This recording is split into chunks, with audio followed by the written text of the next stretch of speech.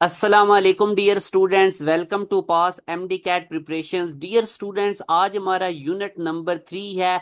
According to PMDC new syllabus आप लोगों को फिजिक्स का कंप्लीट कोर्स हमारे चैनल पे करवाया जाएगा। इससे पहले मैं 2 यूनिट्स कंप्लीट करवा चुका हूं। एक ही लेक्चर में अलोंग पास्ट पेपर एमसीक्यूज आपको टॉपिक वाइज करवाए जा रहे हैं। तो वो अगर आप लोगों ने पहले 2 यूनिट्स के वन शॉट नहीं देखे तो मैं इसी वीडियो में एंड स्क्रीन फिजिक्स की प्लेलिस्ट लगा दूंगा, वो भी आप लोगों ने लाजमी देखने हैं। या आप यूट्यूब पे सर्च भी कर सकते हैं कि force and motion pass MDCAT preparation one shot lecture, इसी तरह vectors and equilibrium pass MDCAT preparation one shot lecture. तो वो वीडियोस आ जाएंगी, आप लोगों ने उनको देख लेना है। तो dear students, work and energy वाले तमाम topics according to new syllabus आप लोगों को इस एक लेक्चर में करवाए जाएंगे। ना सिर्फ आप लोगों को लेक्चर पढ़ाया जाएगा, मेरी कोशिश होती है कि मैं टॉपिक वाइज पास पेपर्स के क्वेश्चंस भी आपको करवाऊं। डियर स्टूडेंट्स, अगर आप लोग हमारे चैनल पे न्यू हैं तो आपको मैं बता दूं कि पूरा एमडी कैट का लेटेस्ट सिलेबस के अकॉर्डिंग कोर्स हमारे इस चैनल के ऊपर करवाया जाएगा। चाहे फिजिक्स हो, चाहे केमिस्ट्री हो, चाहे बायो हो, या चाहे इंग्लिश हो, लॉजिकल रीजनिंग, तमाम सब्जेक्ट्स आप लोगों के इंशाल्लाह पूरी कोशिश है मिड ऑफ अगस्त तक आप लोगों को सारा कोर्स कंप्लीट करवा दिया जाएगा। और बहुत ज्यादा हाई क्वालिटी के हम आपको लेक्चर्स प्रोवाइड कर रहे हैं। डियर स्टूडेंट, आप लोगों को अगर आप लोग ये हमारे लेक्चर्स और टेस्ट करके जाएंगे तो इंशाल्लाह आप लोगों का एमडी कैट के अंदर आप टॉपर्स बनेंगे। तो मेक श्योर करना है सारे लेक्चर्स खुद भी देखने हैं, दोस्तों के साथ भी शेयर करने हैं, क्योंकि ये सदका जारी है। हम आप लोगों के लिए इतनी एफर्ट कर रहे हैं तो आप लोगों ने भी अपने अपने फ्रेंड्स में, कॉलेज के ग्रुप्स के अंदर ये शेयर करने होते हैं। तो डियर स्टूडेंट, सबसे पहले वर्क वर्क क्या चीज होता है? डियर स्टूडेंट्स, याद रखें, वर्क हमारे पास प्रोडक्ट होता है डिस्प्लेसमेंट का और component of the force in the direction of displacement. जैसे डियर स्टूडेंट, ये आप देखें, एक रेल सी नजर आ रही है, एक बंदा इस पे फोर्स लगा रहा है, ये फोर्स इस तरह इंक्लाइंड है ऊपर की तरफ। तो अब आप देखें कि ये जो रेल है ये आगे हॉरिजॉन्टल डायरेक्शन में मूव कर रही है। तो इसका मतलब ये कि फोर्स तो इंक्लाइंड लग रही है मगर इसका असर हॉरिजॉन्टल डायरेक्शन में भी हो रहा है। तो अगर यहाँ पे डियर स्टूडेंट मैं फोर्स का एंगल देखूं तो वो थीटा है, और वी नो थीटा के सामने वाला जो फोर्स का कंपोनेंट है वो परपेंडिकुलर यानी एफ साइन थीटा होगा, और ये जो हॉरिजॉन्टल कंपोनेंट है it will be F cos theta. ठीक हो गया डियर स्टूडेंट? तो अगर आप इनको हेड टू टेल रूल से ऐड करते हैं तो ये रिजल्टेंट फोर्स एफ है। तो अब यहाँ पे देखें डिस्प्लेसमेंट किधर हो रहा है, इधर हॉरिजॉन्टल डायरेक्शन में। तो डिस्प्लेसमेंट की डायरेक्शन में फोर्स का कौन सा कंपोनेंट है? F cos theta. तो वर्क हमारे पास क्या था? It is the product of displacement and the component of force in the direction of displacement. तो डिस्प्लेसमेंट की डायरेक्शन में फोर्स का कौन सा कंपोनेंट है? F cos theta. तो ये डियर स्टूडेंट्स मेरे पास वर्क का फार्मूला बन गया। ठीक हो गया? ये पॉइंट आप लोगों को हो गया क्लियर कि फोर्स जो बेसिकली हमारे पास वर्क होता है वो प्रोडक्ट होता है किस किस का? डिस्प्लेसमेंट का और component of the force in the direction of displacement. अच्छा डियर स्टूडेंट्स, अब ये देखें, ये हमारे पास एक ब्लॉक है। ठीक है, अब आप लोगों ने कॉन्सेप्ट समझना है। मैं आपको कॉन्सेप्ट समझाने के लिए एक और चीज बताऊं, वर्क की डेफिनेशन को। इस ब्लॉक के ऊपर ये फोर्स एक्ट कर रही है। अब डियर स्टूडेंट्स, इस फोर्स एक्ट करने की वजह से ये वाला डिस्प्लेसमेंट हो रहा है। अब आपको एंगल इधर वर्टिकल के साथ गिवन है, एंगल थीटा। ये जो फोर्स का इस ब्लॉक के साथ वर्टिकल के साथ एंगल थीटा गिवन है। यहां से अगर मैं फोर्स के कंपोनेंट्स डियर स्टूडेंट ड्रॉ करूं तो थीटा के सामने जो कंपोनेंट होता है वो एफ साइन वाला होगा, और जिस साइड पे थीटा बन रहा है वो हमारे पास एफ कॉस वाला होगा। अब इस केस में डियर स्टूडेंट्स आप देखें, डिस्प्लेसमेंट तो हॉरिजॉन्टल डायरेक्शन में हो रहा है मगर फोर्स का कंपोनेंट जो डिस्प्लेसमेंट की डायरेक्शन में है वो इस केस में एफ साइन थीटा वाला है। तो अब वर्क की डेफिनेशन क्या थी हमारे पास? वर्क प्रोडक्ट होता है डिस्प्लेसमेंट का और component of the force in the direction of displacement, जो कि इस केस में एफ साइन थीटा है। तो ये बेसिकली हमारे पास डेफिनेशन है। हमने फोर्स का वो वाला कंपोनेंट लेना होता है जो डिस्प्लेसमेंट की डायरेक्शन में है, और वो अमूमन आप लोगों के एफ कॉस वाला ही होगा। अभी बस मैंने आपको जस्ट ये समझाने के लिए, एक एक्स्ट्रा कॉन्सेप्ट देने के लिए चीज बताई है। डियर स्टूडेंट, इसी तरह हमारे पास आपको पता है कि एक सेंट्रीपिटल फोर्स होती है। जब कोई भी बॉडी सर्कल में मूव कर रही होती है डियर स्टूडेंट, किसी भी पॉइंट पे उसकी वेलोसिटी की डायरेक्शन टेंजेंट के अलोंग होती है। जिधर वेलोसिटी होती है उधर ही डिस्प्लेसमेंट की डायरेक्शन होती है। Centripetal force toward the centre होती है डियर स्टूडेंट। तो डिस्प्लेसमेंट और सेंट्रीपिटल फोर्स के दरमियान 90 डिग्री का एंगल होता है। इस वजह से सेंट्रीपिटल फोर्स की वजह से वर्क डन जीरो होता है। नोट रखना, ये एमसीक्यूज भी आता है, सेंट्रीपिटल फोर्स और डिस्प्लेसमेंट में 90 डिग्री का एंगल होता है, इस वजह से सेंट्रीपिटल फोर्स की वजह से वर्क डन जीरो होता है। डियर स्टूडेंट्स, एक टेंजेंशियल फोर्स होती है। जब फॉर एग्जांपल अगर एक चीज सर्कुलर पाथ में रोटेट कर रही है, आपने एक स्टोन को रस्सी से बांध कर सर्कुलर पाथ में रोटेट करवा रहे हैं, और अगर वो डोरी किसी वजह से टूट जाएगी तो वो जो चीज है वो हमारे पास टेंजेंट के अलोंग मूव करेगी। तो डियर स्टूडेंट, टेंजेंशियल फोर्स अगर आप देखें तो वो डिस्प्लेसमेंट के अलोंग होती है। फॉर एग्जांपल इस पॉइंट पे अगर बॉडी पॉइंट है तो उसका डिस्प्लेसमेंट आगे की तरफ होगा, और टेंजेंशियल फोर्स भी इधर ही है। तो टेंजेंशियल फोर्स और डिस्प्लेसमेंट के दरमियान 0 डिग्री का एंगल होता है, और इस वजह से वर्क मैक्सिमम होता है। ओनली सेंट्रीपिटल फोर्स की वजह से वर्क डन हमारे पास क्या होता है, जीरो। डियर स्टूडेंट, मैं आप लोगों को वर्क के डिफरेंट केसेस में फार्मूलाज बताता हूं। हमारे पास मैकेनिकल वर्क का फार्मूला होता है एफ डॉट डी, और डॉट हटाएंगे तो कॉज आ जाएगा F D cos theta, you know about this formula. इसी तरह थर्मोडायनामिक्स के अंदर डियर स्टूडेंट्स हमारा सिलेंडर गैस, आइडियल गैस, इनके साथ वास्ता पड़ता है। तो उसमें जो वर्क का फार्मूला होता है वो इक्वल होता है pressure into change in volume, ठीक है। या हम इसको ऐसे भी लिख सकते हैं, change in pressure into change in volume, इसकी जो प्रोडक्ट है वो वर्क होता है। तो बहरहाल वर्क का फार्मूला आप लोगों ने थर्मोडायनेमिक्स में याद रखना है, pressure into change in volume होता है, और ये इसी formula F d cos theta से ही ड्राइव होता है, मगर मैं आपको इसकी डेरिवेशन में नहीं लेकर जाऊंगा। डियर स्टूडेंट, जब आप लोगों को एंगुलर डिस्प्लेसमेंट गिवन होगा तो सर्कुलर मूव करते हुए जो फोर्स है उसको हम टॉर्क कहते हैं। सर्कुलर मोशन में फोर्स टॉर्क बन जाती है और डिस्प्लेसमेंट थीटा बन जाता है, एंगुलर डिस्प्लेसमेंट। तो सर्कुलर मोशन में वर्क का फार्मूला बन जाएगा टॉर्क इंटू थीटा, ठीक हो गया। और टॉर्क हमें पता है आर एफ के इक्वल होता है, मगर यहाँ पे जो एफ फोर्स है वो टेंजेंशियल होगी, जो मैं भी आपको पीछे बता भी रहा था। तो ये R F tangential into theta, ये भी हमारे पास सर्कुलर मोशन में वर्क का फार्मूला है। सेंट्रीपिटल फोर्स नहीं आएगी, क्योंकि सेंट्रीपिटल फोर्स की वजह से वर्क जीरो होता है। डियर स्टूडेंट्स, इलेक्ट्रिकल पोटेंशियल या जब हम सर्किट्स वगैरह की बात करते हैं तो उस वक्त हमारे पास वर्क का फार्मूला होता है पोटेंशियल डिफरेंस इनटू चार्ज। आप लोगों ने अगर इलेक्ट्रिक पोटेंशियल का आप लोगों को फार्मूला याद हो, इलेक्ट्रिक पोटेंशियल का सिंबल वी होता है। डियर स्टूडेंट, उसका हमारे पास फार्मूला होता है work done per unit charge. और यहां से अगर आप लोगों ने वर्क निकालना है तो आप लोग चार्ज को वी से मल्टीप्लाई कर देंगे।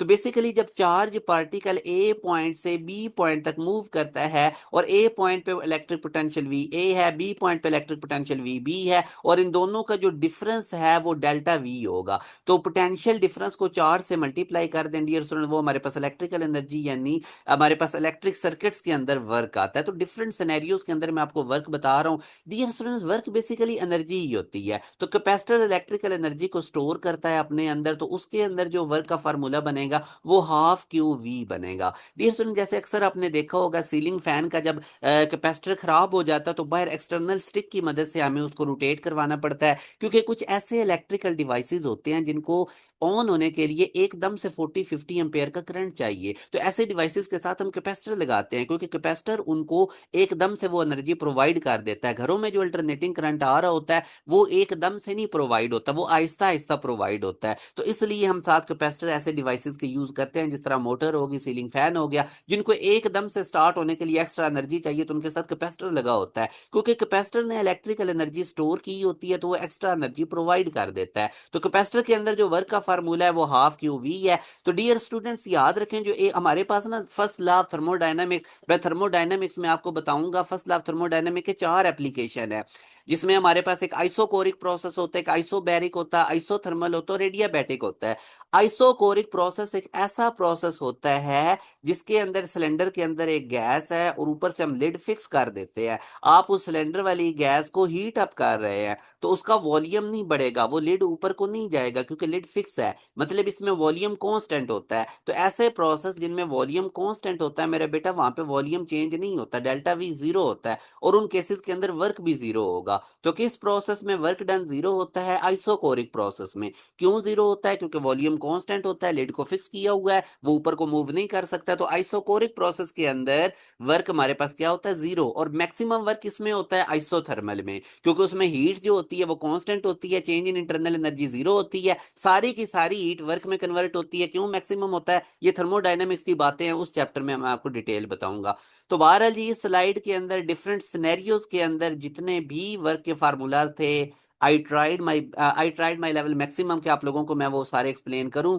अच्छा, अब इसमें कुछ और केसेस भी हैं। ये मैस स्प्रिंग सिस्टम आपको नजर आ रहा है, इसके साथ मैस अटैच है। तो इसको अगर हम M1 से उठा के M2, इस मैस को इस जगह से उठा के इधर तक लेकर आते हैं और ये डिस्प्लेसमेंट X कवर करता है, ठीक हो गया। तो उस केस में इसके अंदर इलास्टिक पोटेंशियल एनर्जी स्टोर होगी। अब जैसे ही मैस को रिलीज करेंगे ये वापस अपनी पोजीशन पे आएगा। तो वो जो एनर्जी, इलेक्ट्रिकल पोटेंशियल एनर्जी है, वो भी बेसिकली वर्क की है। और उसका क्या फार्मूला है? Half into force into displacement, ठीक हो गया। फोर्स हमारे पास के एक्स होती है, तो इसको बहरहाल हम ऐसे भी लिख सकते हैं, हाफ के x square. According to Hooke's law applied force होती है ना के एक्स, तो वही मैंने एफ की जगह के एक्स लिखा। तो हाफ के एक्स स्क्वायर, तो ये elastic potential energy mass spring system के वर्क का फार्मूला है। Dear student, physics of solids के अंदर अपने स्ट्रेस स्ट्रेन को पढ़ा था, उनका ग्राफ भी बनाया था, तो उसका आप लोगों ने एरिया भी निकाला था। तो स्ट्रेन एनर्जी भी बेसिकली वर्क होती है जब आप रॉड को, कोई लोहे की रॉड है उसको जब आप स्ट्रेच करते हैं, तो उसके अंदर जो एनर्जी या जो वर्क उसके ऊपर करते हैं उसका फार्मूला होता है half into F into delta L. Delta L change in length है और एफ हमारे पास अप्लाइड स्ट्रेस है। तो ये 12 डिफरेंट केसेस के मैंने आप लोगों को डियर स्टूडेंट्स वर्क के फार्मूलाज बताए हैं। अब अगर मैं यूनिट्स ऑफ वर्क की बात करूं तो हमारे पास एक unit of work dear students होता है जाउल, ठीक है। और एक जाउल इक्वल होता है 1 न्यूटन मीटर के। फोर्स का यूनिट न्यूटन और हमारे पास फोर्स का यूनिट न्यूटन और डिस्प्लेसमेंट का metre. Dear student, kilowatt hour भी हमारे पास डियर स्टूडेंट्स वर्क का यूनिट होता है। अगर आप देखेंगे ना वर्क, ठीक है, वर्क, अब पावर का फार्मूला अगर आप देखें ना तो पावर होती है डब्ल्यू अपॉन टी, ठीक हो गया। पावर किसकी इक्वल होती है? डब्ल्यू अपॉन टी के। तो यहां से अब देखें पावर का यूनिट वॉट होता है, या इसको हम किलो वॉट भी इसका यूनिट होता है, ठीक हो गया। और टाइम का unit minute second.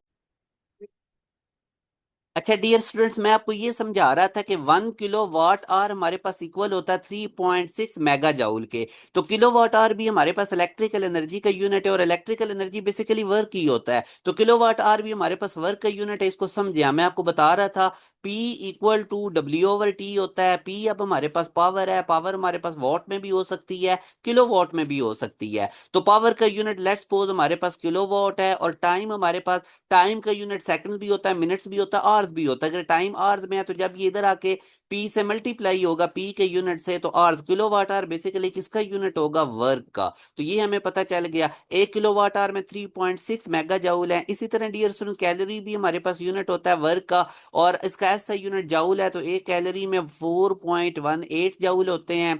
Dear students, अर्ज भी हमारे पास वर्क का यूनिट होता है। तो एक जाउल के अंदर 10 की पावर 7 अर्ज होते हैं, या 1 अर्ज के अंदर अगर डियर स्टूडेंट्स आपने देखना है तो 10 की पावर -7 जाउल होंगे, ठीक हो गया। तो ये आप लोगों ने छोटी छोटी कन्वर्जन याद रखनी है। इधर से आप लोगों के एमसीक्यूज आते हैं, इन्होंने पास्ट पेपर्स में पूछे हुए हैं। डियर स्टूडेंट्स, एटॉमिक फिजिक्स के अंदर हम वर्क का यूनिट या इलेक्ट्रिकल एनर्जी का जो यूनिट यूज करते हैं वो इलेक्ट्रॉन वोल्ट है, और एक इलेक्ट्रॉन वोल्ट के अंदर 1.6 10 की पावर -19 जाउल होते हैं। तो जब भी आपने इलेक्ट्रॉन वोल्ट से जाउल में कन्वर्जन करनी है, 1.6 10 की पावर -19 से मल्टीप्लाई करना है। और अगर डियर स्टूडेंट जाउल से इलेक्ट्रॉन वोल्ट में जाना है तो अब आपने 1 से डिवाइड कर देना है 1.6 10 की पावर -19 को। तो ये आप लोगों के पास 6.25 10 की पावर 18 बनेगा। तो अब आप लोगों ने डियर स्टूडेंट ये छोटी छोटी कन्वर्जन याद रखनी है जो मैंने अभी आपको बताई हैं, कि अगर आप लोगों ने इसको मजीद आपने डिवाइड करके वेरीफाई भी कर लेना है कि एक इलेक्ट्रॉन वोल्ट के अंदर 1.6 10 की पावर -19 जाउल है, और एक जाउल के अंदर कितने इलेक्ट्रॉन वोल्ट हैं? 6.25 10 की पावर 18। डियर स्टूडेंट, यहां से एमसीक्यूज आता है कि सबसे बड़ा यूनिट वर्क का कौन सा है। इतने ज्यादा हमने यूनिट्स पढ़े हैं, तो सबसे बड़ा यूनिट कौन सा है? तो याद रखें आप, किलो वाट आवर सबसे बड़ा यूनिट है। किलो वाट आवर बड़ा होता है कैलोरी से, कैलोरीज बड़ी होती हैं जाउल से, जाउल बड़ा होता है अर्ज से, और अर्ज बड़ा होता है इलेक्ट्रॉन वोल्ट से। तो सबसे बड़ा वर्क का यूनिट किलो वाट आवर है, और सबसे छोटा यूनिट इलेक्ट्रॉन वोल्ट है। और अगर आप लोग बेस यूनिट्स में वर्क का यूनिट देखेंगे तो वो केजी मीटर स्क्वायर पर सेकंड स्क्वायर आएगा। और ये कैसे निकलेगा? वर्क के फार्मूला से। वर्क का बेसिक फार्मूला था एफ डी। फोर्स आगे हमें पता है एम ए की इक्वल होती है, और डिस्प्लेसमेंट का यूनिट मीटर है, मैस का केजी है, और एक्सेलरेशन का मीटर पर सेकंड स्क्वायर है। तो इन सबको मल्टीप्लाई करेंगे तो केजी मीटर स्क्वायर पर second square will be the base unit of work. इसी तरह डियर स्टूडेंट्स, नेक्स्ट आपको मैं टाइप्स ऑफ वर्क के बारे में बताता हूं। वर्क हमारे पास पॉजिटिव भी हो सकता है, नेगेटिव भी हो सकता है, और जीरो भी हो सकता है। वर्क के फार्मूला में F D cos theta depend करता है कि फोर्स और डिस्प्लेसमेंट में थीटा कितना है। अगर तो डियर स्टूडेंट फोर्स जो है वो डायरेक्शन ऑफ मोशन के अलोंग है, यानी फोर्स और डिस्प्लेसमेंट सेम डायरेक्शन में है, तो इनमें एंगल 0 डिग्री होगा और वर्क आपका पॉजिटिव होगा। डियर स्टूडेंट्स, याद रखें जब भी आपके पास एंगल 0 से 90 डिग्री के दरमियान में होगा वर्क पॉजिटिव होगा।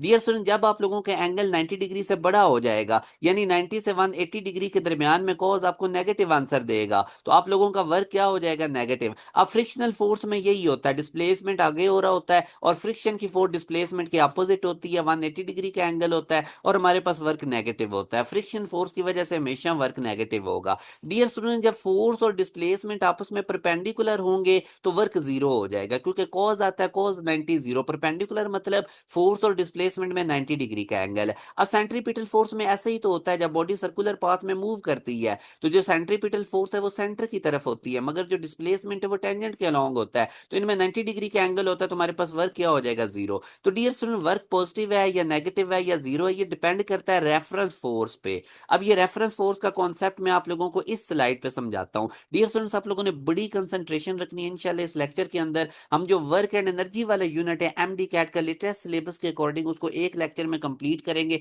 और साथ साथ मैं आप लोगों को पास पेपर के क्वेश्चंस भी करवाता जाऊंगा।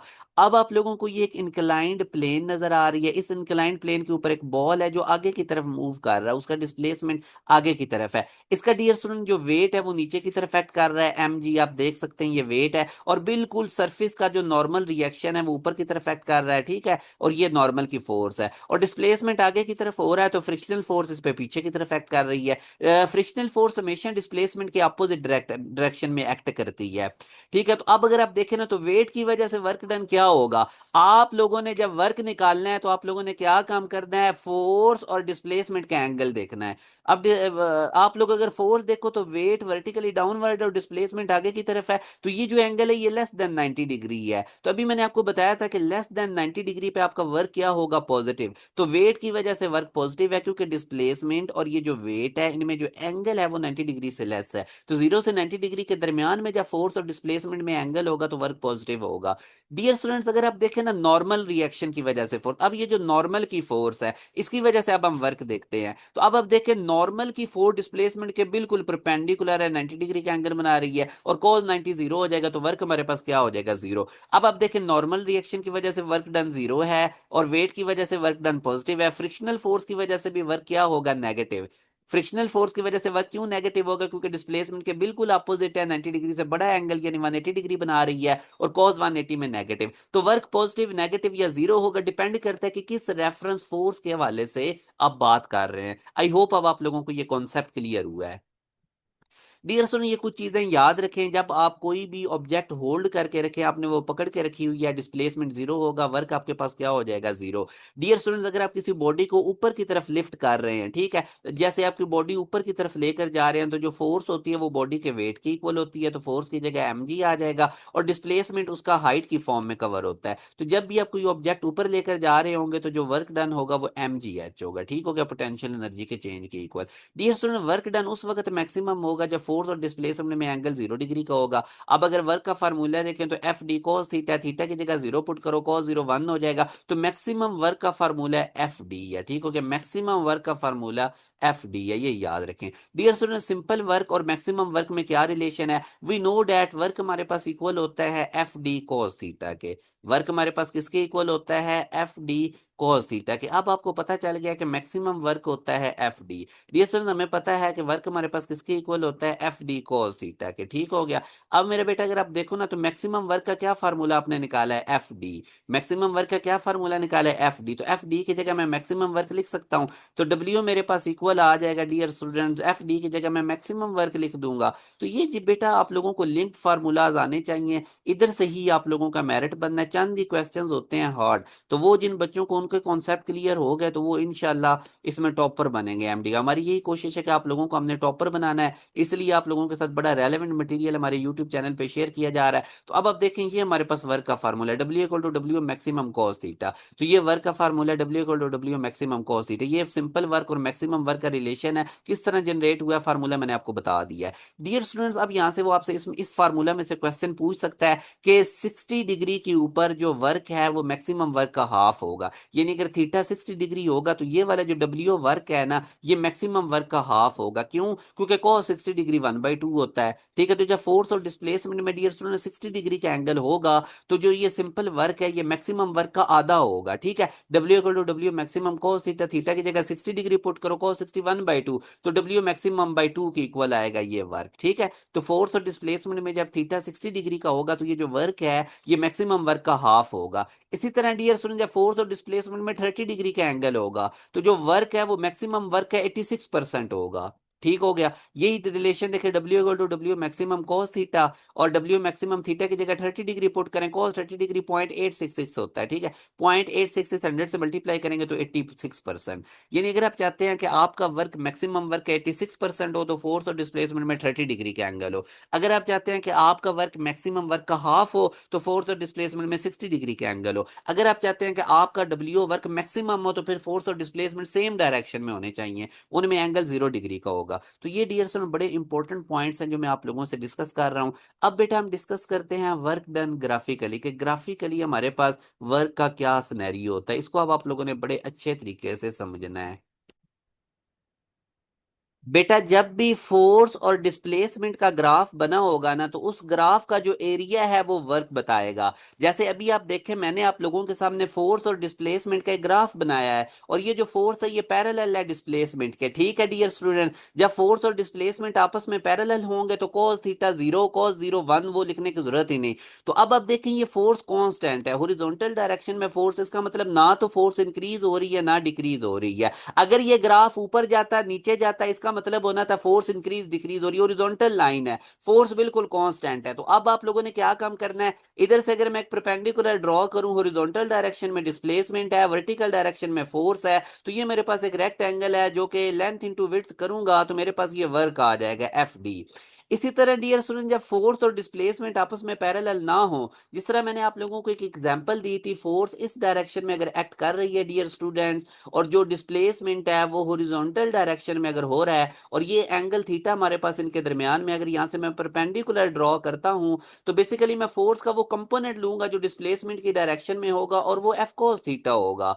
ये मैं आपको स्टार्ट में चीज बता कर आया हूं। तो जब फोर्स और डिस्प्लेसमेंट आपस में पैरेलल नहीं होंगे तो फिर जो ग्राफ बनेगा वो एफ कोस थीटा और डिस्प्लेसमेंट के दरमियान बनेगा, क्योंकि we have to take the component of the force in the direction of displacement और वो एफ कॉस थीटा। मैंने बताया था ना कि वर्क बेसिकली प्रोडक्ट होता है डिस्प्लेसमेंट का और component of the force in the direction of displacement, तो वो एफ कॉस थीटा और डिस्प्लेसमेंट जब आप ग्राफ बनाएंगे, अब अगेन ये फोर्स कांस्टेंट है, हॉरिजॉन्टल लाइन है, ठीक हो गया। अब आप इसका एरिया निकालें तो ये रेक्टेंगल है, रेक्टेंगल का एरिया होता है ये लेंथ जो कि डिस्प्लेसमेंट है और ये विड्थ जो कि हमारे पास एफ डी कॉस थीटा, तो F D cos theta work. तो याद रखें जब भी बेटा फोर्स और डिस्प्लेसमेंट के दरमियान ग्राफ होगा उसका आप एरिया निकालेंगे तो वो वर्क के इक्वल आएगा। ठीक हो गया, और अगर आप उसकी स्लोप निकालेंगे तो वो स्प्रिंग कांस्टेंट या सरफेस टेंशन है, क्योंकि स्लोप होती है वर्टिकल एक्सिस पे कौन सी क्वांटिटी है, वाई एक्सिस पे कौन सी है और हॉरिजॉन्टल डायरेक्शन में कौन सी क्वांटिटी है। तो F over D spring constant है या इसको सरफेस टेंशन भी कहते हैं। तो यहां से दो चीजें आपको पता चली, फोर्स और डिस्प्लेसमेंट का जो एरिया है वो वर्क बताएगा और फोर्स डिस्प्लेसमेंट ग्राफ की जो स्लोप है वो हमें स्प्रिंग कांस्टेंट या सरफेस टेंशन बताएगी। और स्लोप कैसे निकालते हैं, वाई वाली क्वांटिटी को एक्स वाली क्वांटिटी से डिवाइड कर देते हैं। अच्छा, अब ये वो वाले केसेस हैं जिनके अंदर फोर्स जो है वो कांस्टेंट नहीं है। आप देख सकते हैं फोर्स का ग्राफ, ये देख सकते हैं पहले हमारे पास इस तरह फोर्स है फिर डिक्रीज हो रही है, तो ये फोर्स वेरिएबल है। ठीक है, तो वेरिएबल फोर्स में भी बेटा उसी तरह ही हम एरिया निकालते हैं। आप इसको छोटी छोटी रेक्टेंगल्स में कन्वर्ट कर देंगे और हर रेक्टेंगल का आप अलग अलग एरिया निकालेंगे, उसी तरह लेंथ इंटू विड्थ करके फिर सारी रेक्टेंगल के एरियाज को हम ऐड कर देंगे तो वो हमारे पास टोटल एरिया मतलब वर्क आ जाएगा। ठीक हो गया, तो जब भी आप लोगों के पास फोर्स वेरिएबल होगी तो उस वक्त छोटी छोटी रेक्टेंगल्स बना के हर रेक्टेंगल का आप लोग अलग अलग एरिया निकालते हैं, टोटल एरिया निकालेंगे तो वो वर्क आ जाएगा। तो आई होप आप लोगों को ये कॉन्सेप्ट क्लियर हो गया।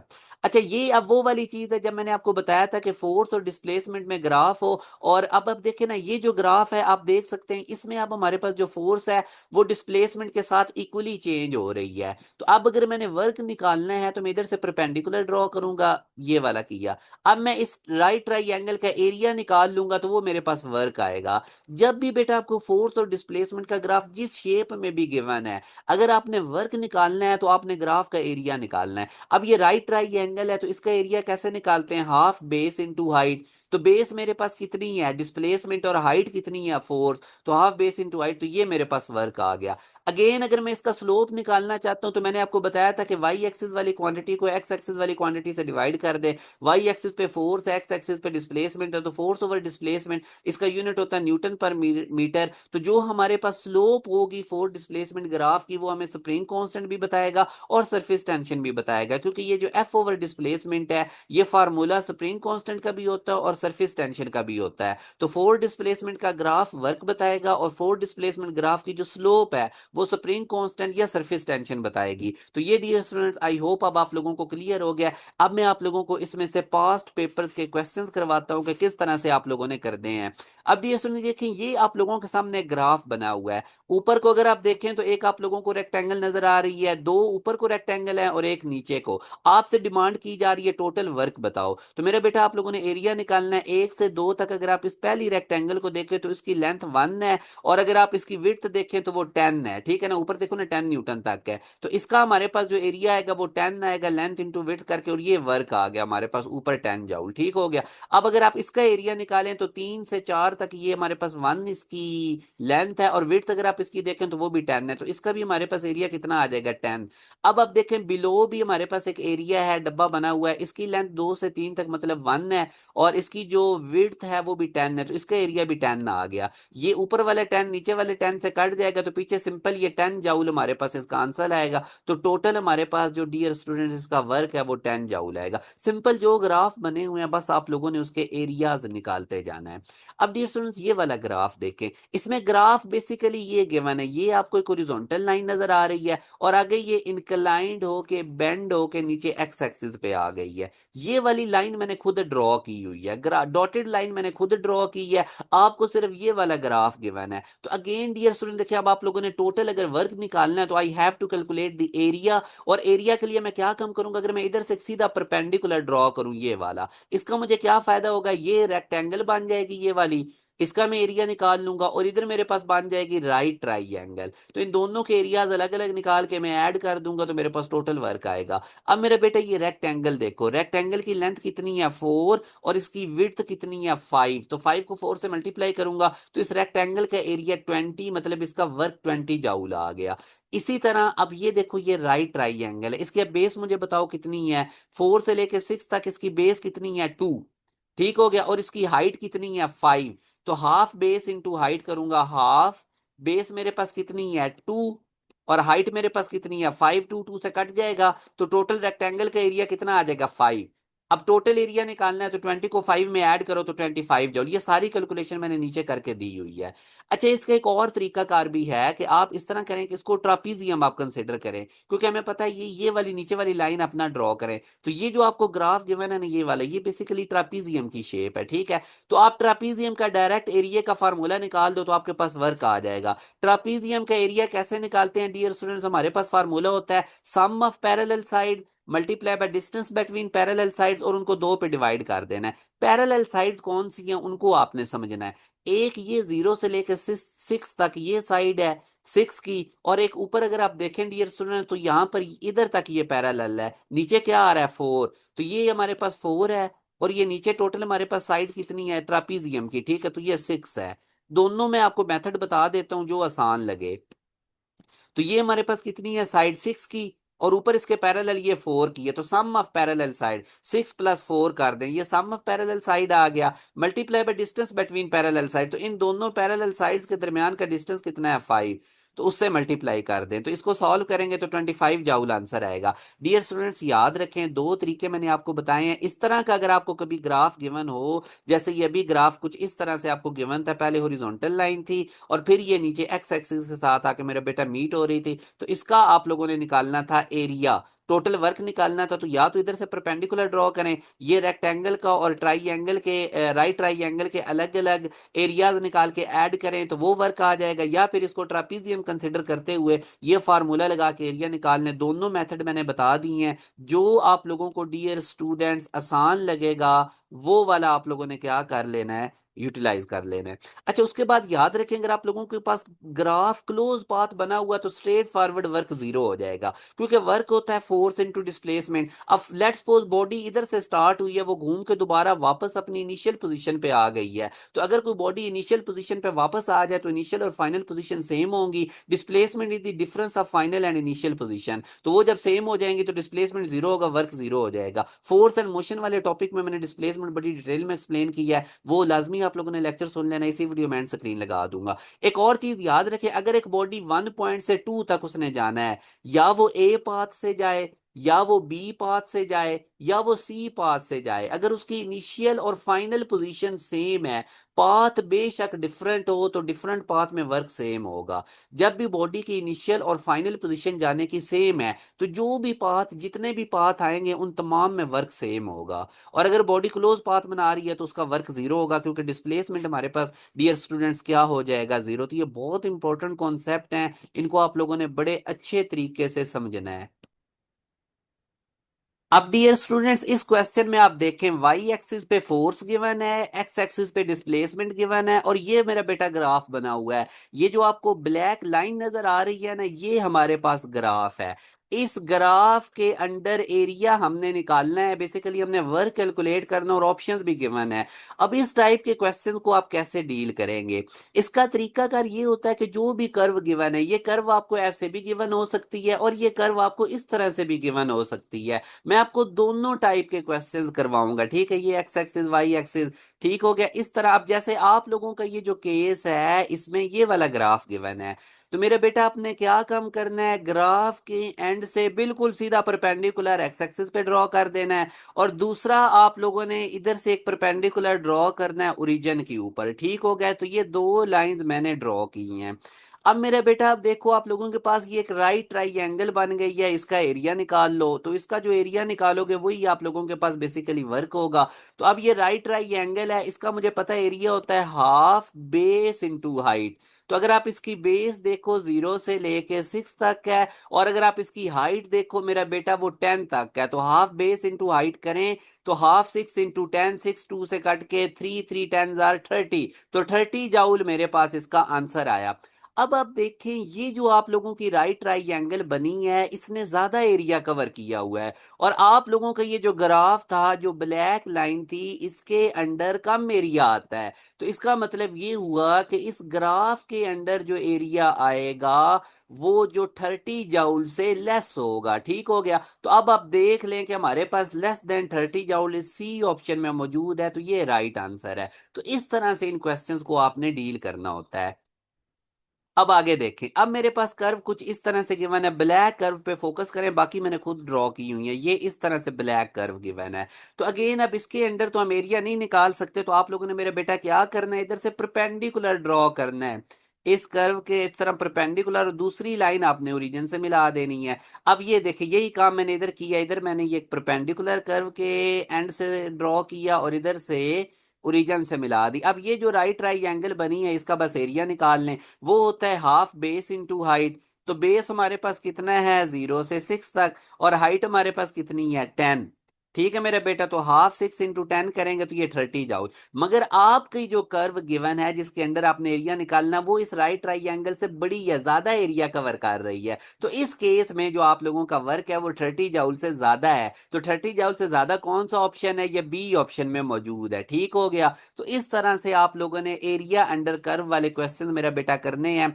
अब हमारे पास नेक्स्ट टॉपिक आ जाता है वर्क एनर्जी प्रिंसिपल वाला। बेटा, वर्क डन जो बॉडी पे होता है वो चेंज इन काइनेटिक एनर्जी के इक्वल होता है। अगर एक बॉडी मूव कर रही है, उसके ऊपर आप वर्क करते हैं, तो आप उसकी काइनेटिक एनर्जी को चेंज करेंगे, और वर्क का फार्मूला होता है फोर्स इंटू डिस्प्लेसमेंट, एस भी इसको कह सकते हैं। और जो चेंज इन काइनेटिक एनर्जी है वो final kinetic energy minus initial kinetic energy होगी। यहां से हाफ एम को आप लोग कॉमन निकालें तो अंदर रह जाएगा V F square minus V I square. तो ये वर्क एनर्जी प्रिंसिपल का आप लोगों ने याद रखना है मेरे बेटे। याद रखें, अगर एक बॉडी अर्थ पे पड़ी हुई है और आप उसको उठा के हाइट तक लेकर जाते हैं, तो अब ये जो वर्क डन है ये चेंज इन पोटेंशियल एनर्जी के इक्वल होगा। तो वर्क एनर्जी प्रिंसिपल जरूरी नहीं कि work done equal to change in kinetic energy, ये चेंज इन पोटेंशियल एनर्जी भी होता है। तो वर्क डन हमारे पास चेंज इन काइनेटिक एनर्जी हो सकता है, चेंज इन पोटेंशियल एनर्जी हो सकता है। और अगर मैस स्प्रिंग सिस्टम है, अगर कोई बॉडी मैस अटैच स्प्रिंग के साथ अटैच है तो उसके ऊपर जब आप वर्क करेंगे तो वो change in elastic potential energy भी हो सकता है। तो all of these is the right answer.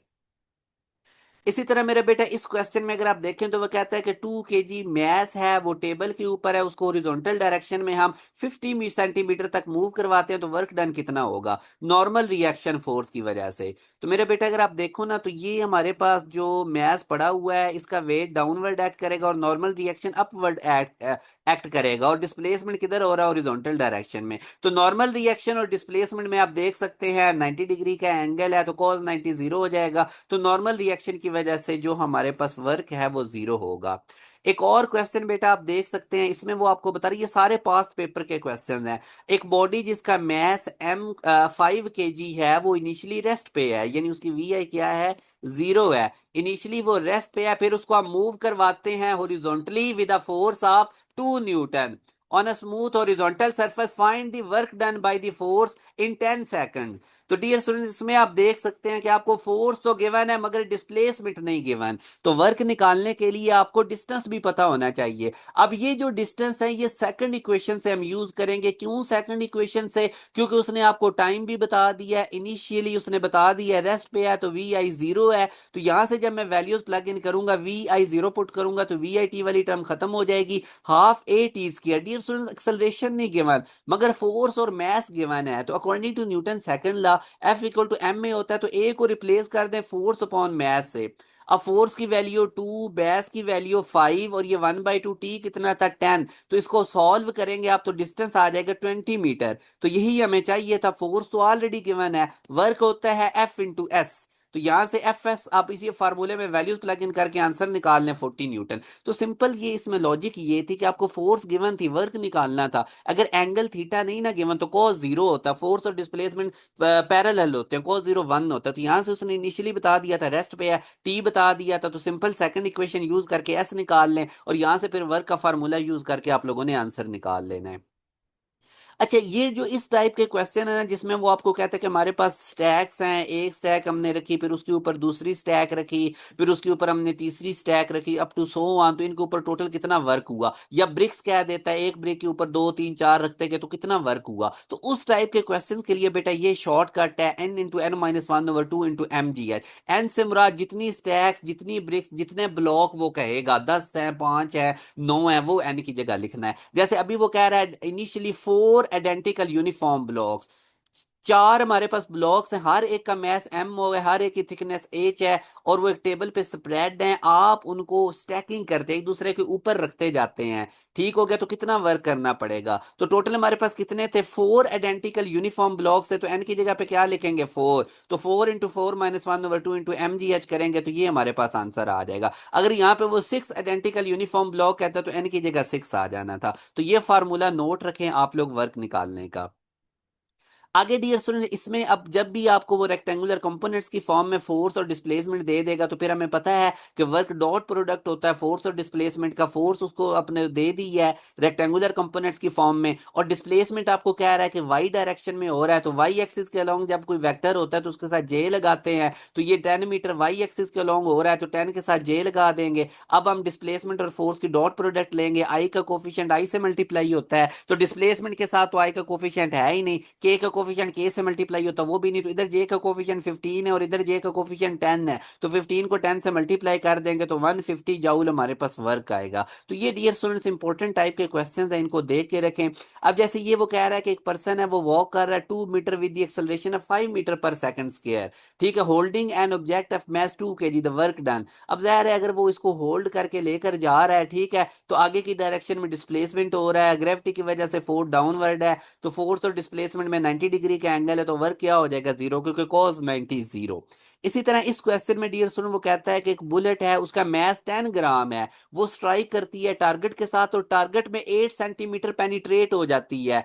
If the average resistance offered by the target to the bullet is 100 newton, if the average resistance offered by the target, वो जो target उसको resistance offer करता है वो कितनी है, 100 Newton की, find the velocity with which the bullet hit the target. तो किस वेलोसिटी से वो टारगेट को हिट करेगा, मतलब हमने फाइनल वेलोसिटी निकालनी है। तो बेटा ये बिल्कुल सिंपल वर्क एनर्जी प्रिंसिपल का फार्मूला है, जब वो टारगेट बुलेट जब टारगेट से स्ट्राइक करेगी तो जाहिर है उसकी काइनेटिक एनर्जी चेंज होगी। और ये मैंने आपको सिंपल फॉर्म बताई थी वर्क एनर्जी प्रिंसिपल की, कि वर्क इक्वल होता है चेंज इन काइनेटिक एनर्जी के हाफ एम कॉमन निकालने, तो ये वाला। बहरहाल यहाँ से आप डियर स्टूडेंट्स आप लोगों ने फाइनल वेलोसिटी निकालनी है, तो ठीक हो गया। इसके अंदर बस अब आप लोगों ने वैल्यूज प्लग इन करके इसको सॉल्व कर लेना है, कोई इसमें इतनी मुश्किल चीज नहीं। ये 10 की पावर -2 और 100 कट जाएगा, 8 बचेगा, 2 इससे मल्टीप्लाई होकर 16 बचेगा, 10 की पावर -2 इससे जाके V² ओवर नीचे जाके 100 हो जाएगा, 16 से मल्टीप्लाई होके 1600 इक्वल टू V² और रूट लेंगे तो 40 आ जाएगा। ठीक है, सिंपल। आप लोगों ने बस इसमें वैल्यूज प्लग इन करनी है, सारा डाटा गिवन है।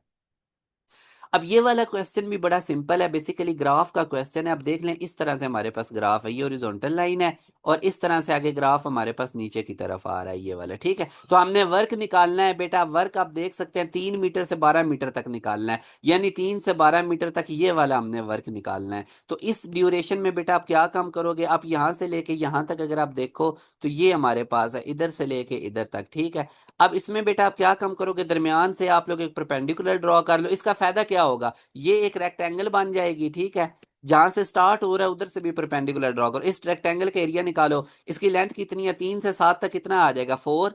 7 - 3 करोगे तो ये 4 है, और ऊपर इसकी हाइट कितनी है, 2। 4 को 2 से मल्टीप्लाई करो, ये 8 आया। और अब ये ट्राई एंगल देखो, ट्राई एंगल का एरिया निकालो बेटा। इसकी बेस कितनी है, 5 की। 12 में से 7 माइनस करो 5, और इसकी हाइट कितनी है, 2। तो हाफ बेस इंटू हाइट करो, तो हाफ बेस इंटू हाइट और ये रेक्टेंगल का एरिया दोनों को ऐड करो, तो ये फाइनल हमारे पास वर्क आ गया 13 जाउल। ठीक है, तो ये अल्फा इसका राइट आंसर है। यानी जिस इंटरवल में वो कह रहा था ना 3 से 12 तक, तो उधर से आप ये परपेंडिकुलर ड्रॉ करके एक रेक्टेंगल बन जाएगी, एक ट्राई एंगल, दोनों के अलग अलग एरियाज निकाल के आप लोगों ने ऐड कर देना है। अब नेक्स्ट डियर स्टूडेंट्स हमारा बड़ा इंपॉर्टेंट टॉपिक स्टार्ट हो जाता है, एनर्जी वाला। एनर्जी बेटा बेसिकली हमारे पास एबिलिटी होती है वर्क करने की। ठीक है, एबिलिटी टू परफॉर्म वर्क, इसको हम एनर्जी कहते हैं। एसआई यूनिट एनर्जी का जाउल होता है, और एक जाउल 1 न्यूटन मीटर के इक्वल होता है। और एसआई यूनिट में जैसे कि मैंने पहले बताया कि एनर्जी और वर्क एक ही चीज है। वर्क का SI unit KG metre square पर सेकंड स्क्वायर है, तो एनर्जी का भी यही है। Dear students, other units of energy की बात करें तो सीजीएस सिस्टम में, जिसमें हम लेंथ को सेंटीमीटर में, मास को ग्राम में और टाइम को सेकंड में मेजर करते हैं, सीजीएस सिस्टम में एनर्जी का यूनिट अर्ज है। और एफपीएस सिस्टम में एनर्जी का unit dear student feet pound है। और बीटीयू ब्रिटिश थर्मल यूनिट के अंदर एनर्जी का यूनिट इलेक्ट्रॉन वोल्ट किलोवाट और कैलोरी है। डियर स्टूडेंट, जो सबसे बड़ा एनर्जी का यूनिट है वो किलोवाट आवर है, और जो सबसे स्मॉलेस्ट यूनिट है वो इलेक्ट्रॉन वोल्ट है। ये दोनों आपने नोट रखने हैं। टाइप्स ऑफ एनर्जीज में अगर हम बात करें तो एक पोटेंशियल एनर्जी आ जाती है, एक kinetic energy. Dear students, potential energy body में स्टोर होती है, ये विद रिस्पेक्ट टू पोजीशन होती है। जैसे, और याद रखें, जैसे फॉर एग्जांपल एक अर्थ के ऊपर एक बॉडी पड़ी हुई है, आप उसको उठा के ऊपर हाइट एच तक लेकर जाते हैं, आप उस पर वर्क करते हैं, वो वर्क स्टोर हो जाता है उसमें पोटेंशियल एनर्जी की फॉर्म में। और पोटेंशियल एनर्जी हमारे पास बेसिकली वर्क का फार्मूला फोर्स वेट के इक्वल होगी, जो कि एम जी और डिस्प्लेसमेंट एच होगा। तो ये जो हम उस पर वर्क करेंगे एम जी एच, ये उस बॉल में पोटेंशियल एनर्जी की फॉर्म में स्टोर हो जाएगा। तो जैसे ही आप इस बॉल को छोड़ेंगे तो वो वापस उतनी ही एनर्जी परफॉर्म कर देगा, वर्क कर देगा। डियर स्टूडेंट्स, याद रखें, ये जो chemical energy, gravitational, mechanical, nuclear energy, ये सारी की सारी पोटेंशियल एनर्जीज हैं। काइनेटिक एनर्जी मूवमेंट की वजह से होती है, मोशन की वजह से होती है, और ये एनर्जी भी वर्क करती है। Dear students, electrical, heat, light, sound energy, ये सारी की सारी काइनेटिक एनर्जीज हैं। अब अगर मैं टाइप्स ऑफ एनर्जी में देखूं तो पोटेंशियल एनर्जी मेरे पास एम जी एच है, काइनेटिक एनर्जी मेरे पास हाफ एम वी स्क्वायर है। डियर स्टूडेंट्स, एक होती है ग्रेविटेशनल पोटेंशियल एनर्जी, जमीन के अंदर किसी पॉइंट से कोई ऑब्जेक्ट उठा के ग्रेविटी के बाहर तक लेकर जाने में आपको कितना वर्क करना पड़ेगा, that is called gravitational potential energy. और इसका फार्मूला आप लोगों के सामने है डियर स्टूडेंट, ये आप देख सकते हैं। ये जो कैपिटल एम है ये मास ऑफ अर्थ है, स्मॉल एम उस ऑब्जेक्ट का मास है, और जी ग्रेविटेशनल कांस्टेंट है। Dear students, elastic potential energy हमारे पास हाफ के एक्स स्क्वायर होती है। तो ये डिफरेंट फॉर्म्स हैं पोटेंशियल एनर्जी की, आपने याद रखनी है। स्ट्रेस स्ट्रेन में मैंने आपको बताया था हाफ हमारे पास stress into change in length यानी डेल्टा एल, इसको भी आप याद रखें। इसके बाद dear students kinetic energy half M we square होती है। जब कोई बॉडी सर्कुलर पाथ में मूव करती है तो मैस मूवमेंट ऑफ इनर्शिया बन जाती है, यानी मैस को हम आई से रिप्लेस कर देंगे और वी को ओमेगा से रिप्लेस कर देंगे, तो half I omega square. Dear student जो काइनेटिक एनर्जी हमारे पास है इसका मोमेंटम के साथ रिलेशन याद रखें, पी स्क्वायर ओवर 2m। ये काइनेटिक एनर्जी के फार्मूला में से ही ड्राइव हुआ है। काइनेटिक एनर्जी होती है ना half M we square, M से मल्टीप्लाई और डिवाइड करेंगे तो आपके पास ये रिलेशन बनेगा, मैं आगे चल के बताता भी हूँ। और बाकी अगर आप देखें तो काइनेटिक एनर्जी डियर स्टूडेंट्स हमारे पास होती है हाफ एम वी स्क्वायर, ये काइनेटिक एनर्जी का फार्मूला है। तो यहां से मैं इसको लिख सकता हूं डियर स्टूडेंट्स, अगर आप देखेंगे तो half M V into V, इस तरह मैं लिख सकता हूं half M V into V. यहां से अब अगर आप देखें तो एम वी हमारे पास मोमेंटम है और पी वेलोसिटी है, तो हाफ पी वी। तो ये हाफ पी वी हमारे पास काइनेटिक एनर्जी का फार्मूला है। डियर स्टूडेंट्स अगर आप देखें तो इलेक्ट्रिक पोटेंशियल हमारे पास होता है work upon charge W over Q, ये हमारे पास इलेक्ट्रिक पोटेंशियल है। ये आप लोगों ने नोट रखना है, इलेक्ट्रिक पोटेंशियल का हमारे पास क्या फार्मूला होता है, डब्ल्यू ओवर क्यू। और यहां से अगर मैं डब्ल्यू को साइड पे करूं तो क्यू वी से जाके मल्टीप्लाई हो जाएगा, क्यू वी, क्यू की जगह अगर ई हो तो ई वी, तो काइनेटिक एनर्जी का मेरे पास फार्मूला ई वी भी बन जाएगा। ये भी आप लोगों ने नोट रखना है। अच्छा डियर स्टूडेंट जैसे मैं आपको बता रहा था कि काइनेटिक एनर्जी होती है हाफ एम वी स्क्वायर, अगर मैं M V into M we square को मैं एम वी इंटू वी भी लिख सकता हूँ। एम वी मोमेंटम हो जाएगा तो इसकी जगह पी आ जाएगा, साथ वी आ जाएगा, तो हाफ पी वी। इसके बाद डियर स्टूडेंट अगर आप देखें तो kinetic energy half M we square है, आप इसको एम से मल्टीप्लाई करें और एम से डिवाइड करें तो रिलेशन बन जाएगा एम स्क्वायर वी स्क्वायर और divided by M square.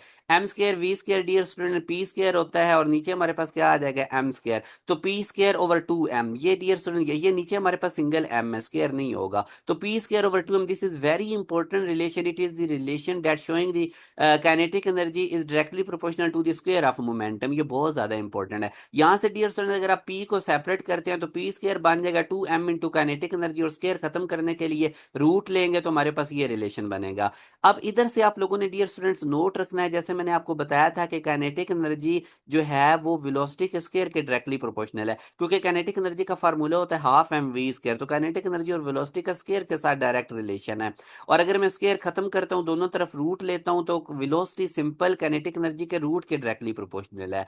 Like अगर मैं वेलोसिटी डबल करूंगा काइनेटिक एनर्जी 4 टाइम हो जाएगी, और अगर मैं काइनेटिक एनर्जी 4 टाइम करूंगा तो वेलोसिटी डबल हो जाएगी, क्योंकि 4 का रूट अगर आप करेंगे तो वो 2 आएगा। तो ये बहरहाल कुछ रिलेशन है, ये वाला रिलेशन याद रखें जिसको मैं डबल टेक कर रहा हूं, ठीक है। Kinetic energy is equal to P square over two M, ये सिंगल एम है, ठीक है। यानी इधर इधर आ जाए, ये वाला एक रिलेशन याद रखें जो मैं डबल टेक कर रहा हूं, kinetic energy equal to P square over two M. और दूसरा ये मोमेंटम और काइनेटिक एनर्जी का भी रिलेशन याद रखें, और काइनेटिक एनर्जी वी स्क्वायर के डायरेक्टली प्रोपोर्शनल है, और सिंपल वेलोसिटी काइनेटिक एनर्जी के रूट के डायरेक्टली प्रोपोर्शनल है।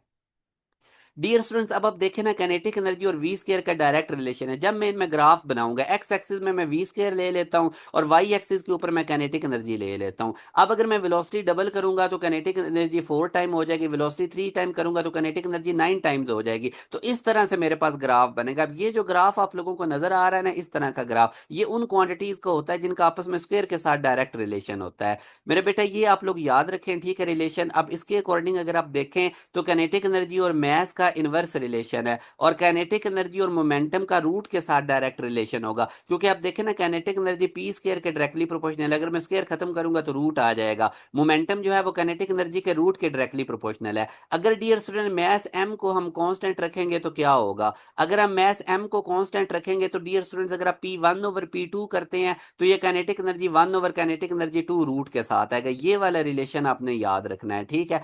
अब आप देखें ना हमारे पास क्या आ रहा है, आप यहां से डियर स्टूडेंट देखें ना, अगर आप मैथ्स को कांस्टेंट कर देते हैं तो काइनेटिक एनर्जी का, अगर मैं यहां पे के से मुराद काइनेटिक एनर्जी, उसके पी के स्क्वायर के साथ डायरेक्ट रिलेशन है। और अगर मैं पी का स्क्वायर खत्म करता हूं तो पी का डायरेक्ट रिलेशन है काइनेटिक एनर्जी रूट के साथ, के से मुराद काइनेटिक एनर्जी है। तो यहां से डियर स्टूडेंट देखें, अगर मैं P one over P two करता हूं तो पी का तो काइनेटिक एनर्जी के रूट के साथ डायरेक्ट रिलेशन है। अगर यहाँ पे पी वन है तो सामने काइनेटिक एनर्जी वन होगी, यहाँ पे पी टू है तो काइनेटिक एनर्जी टू होगी। तो ये रिलेशन आपने याद रखना, अगर मैथ कांस्टेंट होगा तो मोमेंटम और काइनेटिक एनर्जी का ये रिलेशन है। अच्छा लेट्स सपोज अगर मैं पी को कांस्टेंट कर देता हूं तो काइनेटिक एनर्जी और मास का इनवर्स रिलेशन है, यानी K one over K two, या काइनेटिक एनर्जी को आप E one over E two से कह लो। ई वन पहली बॉडी की काइनेटिक एनर्जी है, ई टू दूसरी बॉडी की काइनेटिक एनर्जी है, तो ई वन के नीचे एम वन होगा, ई टू के ऊपर एम टू होगा, तो E one over E two equal हो जाएगा M two over M one के। और अगर हमारे पास काइनेटिक एनर्जी कांस्टेंट हो, ठीक है, अगर ये काइनेटिक एनर्जी कांस्टेंट हो तो डियर स्टूडेंट फिर पी और एम का डायरेक्ट रिलेशन है, जो दो चीजें डिवाइड होती है उनका डायरेक्ट रिलेशन है, यानी पी स्क्वायर का मैस के साथ डायरेक्ट रिलेशन है। और अगर मैं स्क्वायर खत्म करता हूं तो मैं कह सकता हूं कि पी का मैस के रूट के साथ डायरेक्ट रिलेशन है, ठीक है। तो यहां से अगर मैं P one over P two करूंगा तो ये M one over M two root आ जाएगा। तो मेरा बेटा ये तीन रिलेशन आपने याद रखने, ये आपके बड़े काम आएंगे, ठीक हो गया। इनको आप लोगों ने अब नोट रखना है। अब जैसे ये देखो ना, एक लाइट बॉडी और एक हैवी बॉडी है। अब डेफिनेटली लाइट बॉडी का मैस कम होगा, एम वन मैस कम होगा, हैवी बॉडी का मैस जिसको हम एम टू कह लेते हैं ये ज्यादा होगा। अब उनकी कहता है इक्वल काइनेटिक एनर्जी, मतलब एनर्जी सेम है। Which of the following has greater momentum, तो काइनेटिक एनर्जी अगर कांस्टेंट हो तो मैंने आपको बताया था कि मैस और मोमेंटम का ये रिलेशन है, ठीक है। पी वन डायरेक्टली प्रोपोर्शनल है एम वन रूट के, यानी जिसका मैस ज्यादा होगा उसका मोमेंटम ज्यादा होगा। तो मैस ज्यादा दूसरी बॉडी का था एम टू का, क्योंकि वो हैवी है, तो इसका मतलब हैवी बॉडी का जो मोमेंटम है वो क्या होगा, ग्रेटर होगा। यही उसने पूछा था, अल्फा राइट आंसर है। अच्छा अब इस क्वेश्चन में अगर आप देखते हैं ना, वो कहता है potential energy of a ball of mass 0.2 kg is thrown vertically upward by applying a force by hand if the hand moves 0.2 metre, यानी जब वो बॉल ऊपर की तरफ फेंक रहा है ना तो हैंड भी 0.2 मीटर ऊपर की तरफ जा रहा है, मतलब ये डिस्प्लेसमेंट है, ये डिस्टेंस कवर्ड है। Which applying the force and the ball goes up to 2 metre height further, find the magnitude of the force. तो डियर स्टूडेंट याद रखें, जब भी हम कोई चीज ऊपर की तरफ फेंकते हैं तो हमारे पास जो वर्क है वो एम जी एच के फार्मूला के अकॉर्डिंग होता है, ठीक है। अब अगर आप वर्क का फार्मूला देखें तो W equal to F S, यहां से हमने एफ निकालनी है, ठीक है। मैग्नीट्यूड ऑफ द फोर्स वो पूछ रहा है, मगर यहाँ पे जो डब्ल्यू है वो एम जी एच के इक्वल होगा, क्योंकि ज़ाहिर है हाइट का जिक्र आ गया, तो एम की जगह उसकी वैल्यू, जी की जगह, और हाइट कितनी है 2 मीटर, और जो डिस्टेंस कवर, जो हैंड का डिस्टेंस कवर था वो 0.2 से कट जाएगा, 10 2 न्यूटन हमारे पास आंसर है, जो कि सी ऑप्शन में मौजूद है। सिंपल वर्क का फार्मूला लगेगा, मगर वर्क को एम जी एच से रिप्लेस कर देते हैं जब हाइट का जिक्र आ जाए, जब मैस को हम ऊपर की तरफ फेंक रहे हो, तो यहां से आप लोगों ने सिंपल कैलकुलेशंस को कर लेना है। अब डियर स्टूडेंट्स ये वाला क्वेश्चन है, ये कॉन्सेप्ट आप लोगों ने बड़े अच्छे तरीके से समझना है। अब बेटा इस क्वेश्चन में जो हमें वो कह रहा है ना, आप लोगों ने बड़ी कंसंट्रेशन से ये क्वेश्चन समझना है कि if the increase in the kinetic energy of the body is 21%, then the increase in momentum will be। तो डियर स्टूडेंट्स इस तरह के क्वेश्चंस का मैं आपको शॉर्टकट बताता हूं कि अगर आप लोगों को percent increase in momentum given है और आप लोगों ने percentage increase in kinetic energy निकालना है, तो उसके लिए ये शॉर्टकट फार्मूला यूज करें। 1 + इंक्रीज इन मोमेंटम जितना गिवन है उसका स्क्वायर -1 करें और इस सारे को मल्टीप्लाई कर दे 100 से। इसी तरह अगर आप लोगों ने परसेंट डिक्रीज इन काइनेटिक एनर्जी निकालना है तो ऊपर वाले फार्मूला है percent increase in kinetic energy वाला, सिंपल आप लोगों ने प्लस की जगह पे क्या कर देना है, माइनस। तो ये हो जाएगा 1 minus percent decrease in momentum whole square -1 multiply by 100। इसी तरह डियर स्टूडेंट्स अगर आप लोगों को percent increase in kinetic energy given है और परसेंट इंक्रीज इन मोमेंटम निकालना है, तो उसके लिए ये वाला फार्मूला मेरा बेटा आप लोगों ने याद रखना है। 1 + इंक्रीज इन काइनेटिक एनर्जी ऊपर रूट आ जाएगा -1 और सारे को मल्टीप्लाई कर दें 100 से। और इसी तरह अगर आप लोगों ने परसेंट इंक्रीज इन मोमेंटम की जगह परसेंट डिक्रीज इन मोमेंटम निकालना है तो प्लस की जगह पे माइनस आ जाएगा, बाकी वही फार्मूला। तो सिंपल अगर आप लोग ये पहला और तीसरा फार्मूला याद कर लेंगे बाकी खुद ही हो जाएंगे। Percent increase in kinetic energy में प्लस आता है तो परसेंट डिक्रीज इन काइनेटिक एनर्जी में माइनस आएगा, बाकी ऊपर वाली फार्मूला। इसी तरह परसेंट इंक्रीज पी वाला फार्मूला याद करें, प्लस आता है और परसेंट डिक्रीज इन मोमेंटम में माइनस आ जाएगा। अब इस क्वेश्चन में अगर आप देखें तो आपसे परसेंट इंक्रीज इन मोमेंटम पूछ रहा है, तो परसेंट इंक्रीज इन मोमेंटम मतलब ये आप लोगों के पास तीसरा फार्मूला लगेगा। आप लोगों को percent increase in kinetic energy given है 21%, तो आप लोगों ने डियर स्टूडेंट्स को सिंपल 21% को 21/100 कर लेना है, +1 करना है, जो भी आंसर आएगा उसका रूट लें, -1 करें, मल्टीप्लाई बाय 100 करें, तो परसेंट इंक्रीज इन पी आ जाएगा। तो यही क्वेश्चन मैंने आप लोगों को इधर दोबारा करवाता हूं डियर स्टूडेंट्स, आप देख सकते हैं ये तीसरा फार्मूला हमने यूज किया।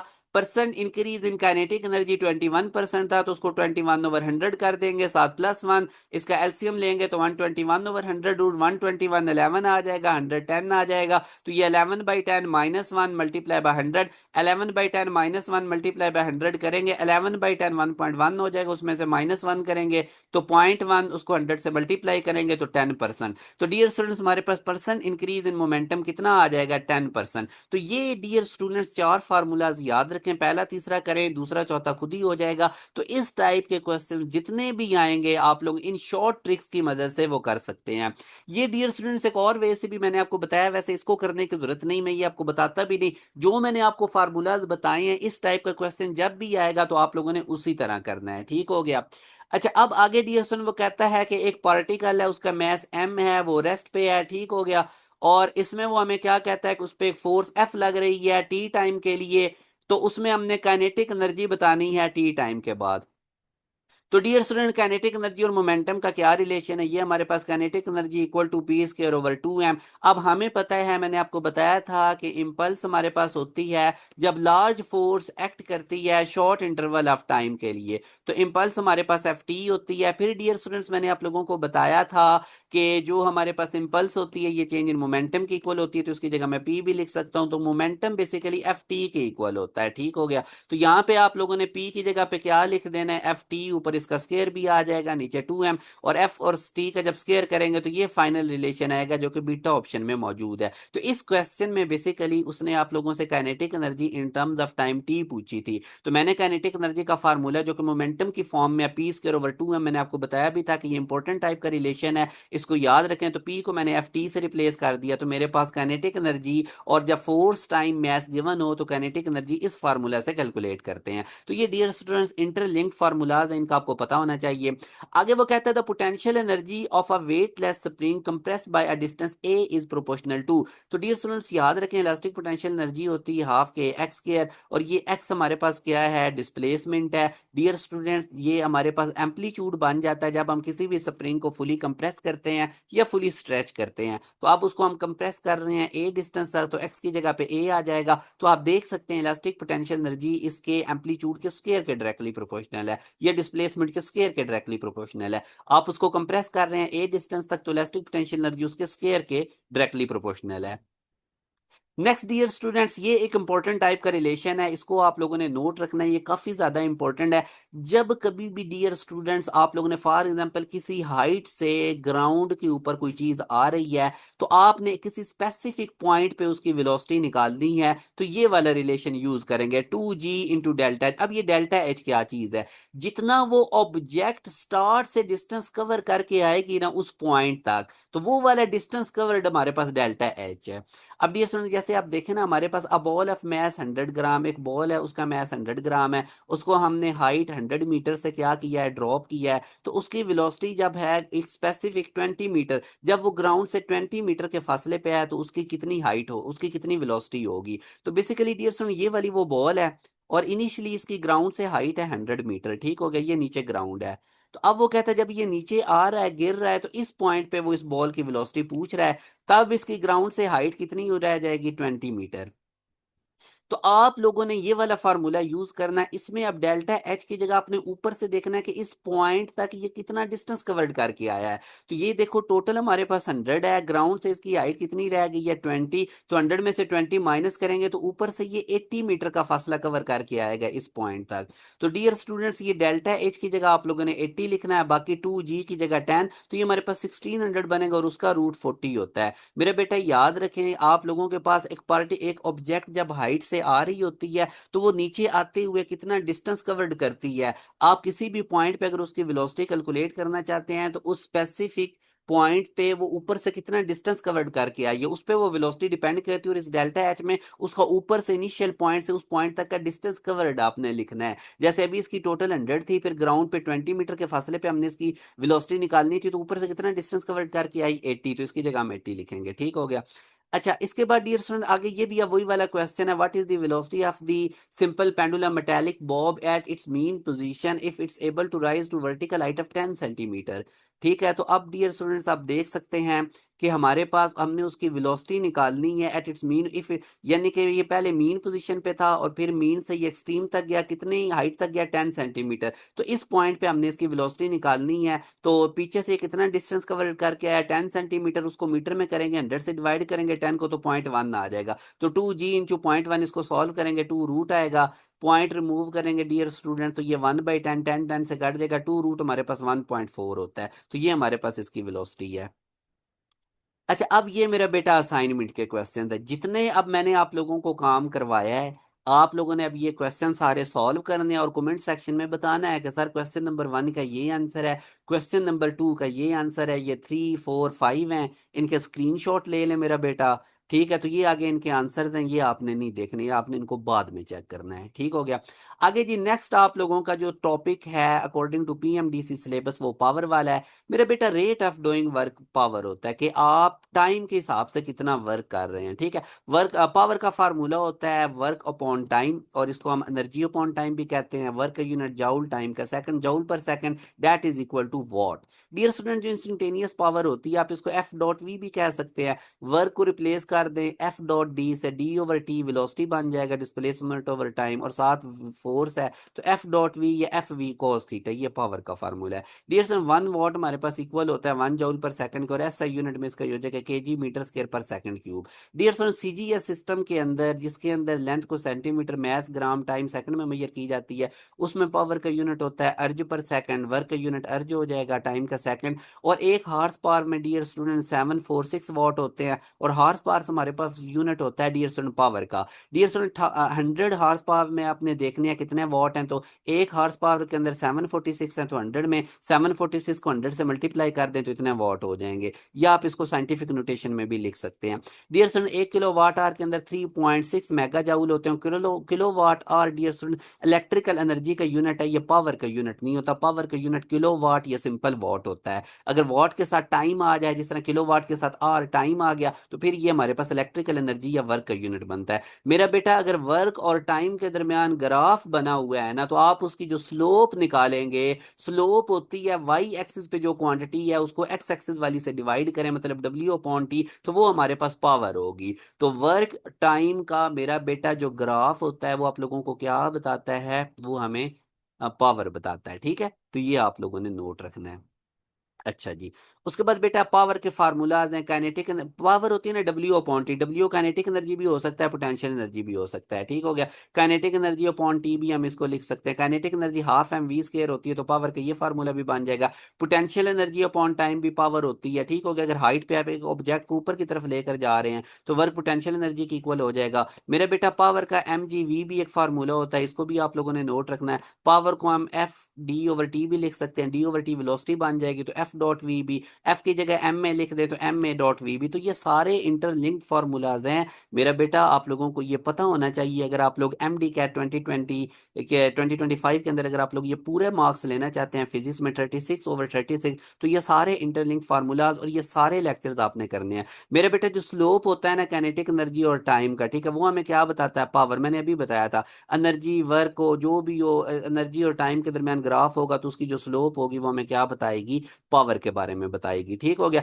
इसी तरह अब ये वाला क्वेश्चन भी बिल्कुल सिंपल है, मैथ गिवन है, हाइट एच तक उसको लेकर जा रहे हैं 5 मिनट में, तो पावर कितनी होगी। तो मैंने बताया था कि जब कोई ऑब्जेक्ट ऊपर लेकर जाए तो पोटेंशियल एनर्जी अपॉन टाइम होता है, पोटेंशियल एनर्जी एम जी एच होता है। तो इसमें सारी वैल्यूज प्लग इन करके मेरा बेटा आंसर निकाल लेना है। ठीक है, कोई इसमें इतनी रॉकेट साइंस नहीं। आगे वो कहता है 2 men with weights in the ratio, तो आप लोगों को वेट की रेशियो गिवन है 2 बंदों की। ठीक है, आगे वो कहता है उनके टाइम की भी रेशियो गिवन है, द रेशियो ऑफ पावर निकालनी है। तो इसमें मेरे बेटा याद रखें, पावर होती है ना potential energy upon time, m g weight भी होता है, तो डब्ल्यू एच अपॉन टी भी हमारे पास बन जाएगा। ठीक है, तो ये वाला रिलेशन भी आप लोगों ने याद रखना है। बेसिकली हमारे पास जो पावर का होता है डियर स्टूडेंट्स, इसको भी आप लोगों ने नोट रखना है। ठीक है, तो एक सिंपल आप लोगों ने पावर का रिलेशन बना लेना है मेरा बेटा, कि हमारे पास ये क्या चीज होती है, वेट अपॉन टाइम। तो ये वाला रिलेशन याद रखें। इधर अब अगर आप लोगों ने दो चीजों का वेट और टाइम के हिसाब से पावर का कंपैरिजन करना है तो P1/P2 ये हमारे पास किसके इक्वल आ जाएगा, W1/T1 इक्वल टू W2/T2, या आप लोग इसका सिंप्लीफाइड वर्जन इसको डायरेक्ट याद रख लें। ठीक है, डेरिवेशन को छोड़ दें, डायरेक्ट याद रखें। जब भी आप लोगों को वेट और टाइम गिवन हो और पावर की रेशियो निकालनी हो ना, तो ये रिलेशन याद रखें। P1 के सामने W1 और P1 के नीचे T1, P2 के ऊपर T2 और P2 के सामने, ठीक है, हमारे पास यहाँ पे ये मेरे बेटा क्या आ जाएगा, हमारे पास W2 आ जाएगी। ये करेक्शन कर लेनी है। तो बस अब W1 W2 T1 T2 given है, वैल्यूज प्लग इन करके आंसर निकाल लेना है। आई होप इसमें कोई कंफ्यूजन भी नहीं होनी चाहिए। अच्छा, इस क्वेश्चन में वो कहता है कि when a 300 newton force is apply to a box जिसका वेट 600 न्यूटन है। ये एक बॉक्स है, इसका वेट 600 न्यूटन डाउनवर्ड एक्ट कर रहा है और इसके ऊपर फोर्स हम कितनी लगा रहे हैं, 300 न्यूटन की। ठीक है, और ये कितना मूव कर रहा है, 3 मीटर तक। तो ये ब्लॉक मूव करके इधर आ गया, 3 मीटर का फासला कवर करके। एवरेज पावर कितनी होगी, पावर हमारे पास होती है W/T और वर्क होता है WS, ठीक, वर्क होता है FS। ठीक है, पावर क्या होती है, W/T और वर्क होता है FS। एफ कितनी लग रही है, 300, डिस्टेंस कितना कवर कर रहा है, 3, और टाइम कितना है, 20। बस सॉल्व करके आंसर निकाल लेना। ये वेट के इधर कोई लेना देना नहीं है, वैसे उसने दिया हुआ है कंफ्यूज करने के लिए। अच्छा, आगे वो कहता है कि एक ऑब्जेक्ट है, वो मूव कर रही है स्ट्रेट लाइन में और उसके ऊपर constant then relation between S and T। तो अब देखो ना, पावर की फॉर्म में S और T का वो रिलेशन आपसे पूछ रहा है। तो अब देखो, पावर हमारे पास क्या होती है, काइनेटिक एनर्जी अपॉन टाइम होती है। काइनेटिक एनर्जी को मैं ½ mv² भी लिख सकता हूँ। वेलोसिटी होती है डिस्टेंस अपॉन टाइम, तो इसकी जगह मैं S/T से रिप्लेस करूंगा, ऊपर स्क्वायर भी आ जाएगा, तो ये MS² और ये T² एक T से कट जाएगा, तो ये फाइनल रिजल्ट बनेगा। इसको मैं इधर नीचे भी लिख लेता हूँ मेरे बेटा। अब आप देखो ना कि इसमें पावर मैस ये तो कांस्टेंट है, टू भी कांस्टेंट है। तो अगर हम S और T का रिलेशन देखें, जो दो चीजें डिवाइड हो रही हैं उनमें डायरेक्ट रिलेशन होता है। तो यहां से मुझे पता चल गया S² डायरेक्टली प्रोपोर्शनल है T³ के। ठीक हो गया, और ये मैं स्क्वायर खत्म करने के लिए दोनों तरफ रूट लूंगा। जब मैं रूट लूंगा 1/2 पावर लूंगा ना, तो 3 से 1/2 मल्टीप्लाई होकर 3 की पावर 3/2। तो मेरे पास जो S है वो डायरेक्टली प्रोपोर्शनल है T³ 3/2 के। तो ये रिलेशन आपने याद रखना है, S डायरेक्टली प्रोपोर्शनल है T³ 3/2 के। ये रिलेशन आप याद रखें, ठीक है। तो यही इस क्वेश्चन में बेसिकली वो आपसे पूछ ही ये रहा था कि एक ऑब्जेक्ट मूव कर रही है, इसलिए तो मैंने पावर को काइनेटिक एनर्जी अपॉन टाइम किया, क्योंकि वो मूव कर रही थी और कांस्टेंट फोर्स है। Then the relation between S and T। तो पावर का काइनेटिक एनर्जी के फॉर्म में फार्मूला लिखा और वेलोसिटी को डिस्टेंस अपॉन टाइम में कन्वर्ट किया, क्योंकि डिस्टेंस टाइम का वो रिलेशन पूछ रहा है। तो यहाँ से मुझे पता चल गया P(m2) तो कांस्टेंट है, जो दो चीजें डिवाइड हो रही हैं उनमें डायरेक्ट रिलेशन है। तो मैंने S को T की फॉर्म में देखना था, S का स्क्वायर खत्म करने के लिए दोनों तरफ पावर 1/2 ली, तो S डायरेक्टली प्रोपोर्शनल T³ 3/2 के। ठीक है, तो S डायरेक्टली प्रोपोर्शनल T³ 3/2 के। डेल्टा राइट आंसर है।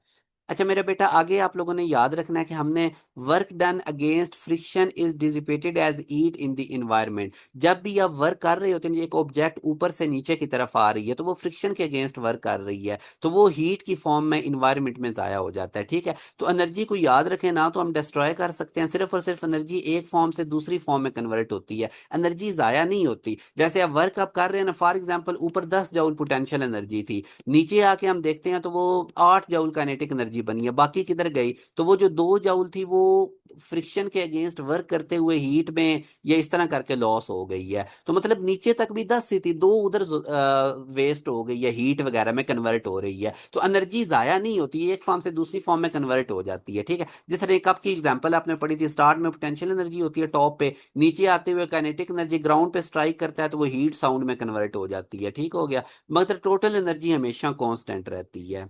उसके बाद वर्क डन अगेंस्ट फ्रिक्शन, ये मैंने आपको बता दिया। अच्छा, अगर हमारे पास एक बॉडी ड्रॉप करते हैं H हाइट से अर्थ की सरफेस से in the absence of air, तो फिर जितना उसका स्टार्ट में जो जितनी पोटेंशियल एनर्जी है नीचे आते हुए उसमें लॉस होगा, और वो सारी की सारी काइनेटिक एनर्जी में कन्वर्ट हो जाएगी। और इसका रिलेशन ये है mgh1 - mgh2, यानी पहली पोजीशन पे उसकी जितनी पोटेंशियल एनर्जी थी और दूसरी पे जितनी थी, mgh1 - mgh2, ये लॉस इन पोटेंशियल एनर्जी होगा, mg मैंने कॉमन निकाल लिया, equal to gain in kinetic energy. जाहिर है पहले पॉइंट पे काइनेटिक एनर्जी कम होगी, दूसरे पे ज्यादा होगी, तो इसलिए ½ mv2 का स्क्वायर माइनस ½ mv1 का स्क्वायर किया है, और v2 m ½ m कॉमन निकाल लिया। तो बहरहाल ये रिलेशन डायरेक्ट याद रख लें, loss in potential energy equal to gain in kinetic energy, मगर ये उस केस में होगा जब एयर फ्रिक्शन को इग्नोर कर देंगे। अब अगर एक बॉडी नीचे की तरफ आ रही है और वो फ्रिक्शन के अगेंस्ट भी वर्क कर रही है, तो फ्रिक्शन के अगेंस्ट वर्क करने का फार्मूला होता है FH। ये फ्रिक्शन की फोर्स और H जितनी हाइट से वो फ्रिक्शन के अगेंस्ट वर्क कर रही है। ठीक है, ये डिस्टेंस कवर्ड, तो हमारे पास loss in potential energy equal होगी gain in kinetic energy plus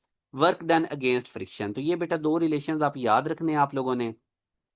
अब अगर एक बॉडी को आप लोगों ने वर्टिकली अपवर्ड फेंका in the gravitational field in the presence of air, तो फिर क्या होगा? अब स्टार्ट नीचे से आप ऊपर फेंक रहे हो ना, तो नीचे तो उसके पास काइनेटिक एनर्जी थी, ऊपर जाते हुए लॉस इन काइनेटिक एनर्जी होगा और पोटेंशियल एनर्जी में इजाफा होगा, और साथ वर्क डन अगेंस्ट फ्रिक्शन में, यानी काइनेटिक एनर्जी दो चीजों में कन्वर्ट हो जाएगी, पोटेंशियल में और वर्क डन अगेंस्ट एयर में। ठीक है, तो इसकी मैथमेटिकल फॉर्म ये बनेगी। तो ये मेरे बेटा कुछ चीजें हैं जो आप लोगों ने नोट रखनी है। ये वही वाला क्वेश्चन है, इस तरह के मैं आपको करवा कर भी आया हूँ कि एक आप देख सकते हैं पेंडुलम है, वो स्विंग कर रहा है, मैक्सिमम हाइट वो कितना जाता है? 5 मीटर अबव द ग्राउंड।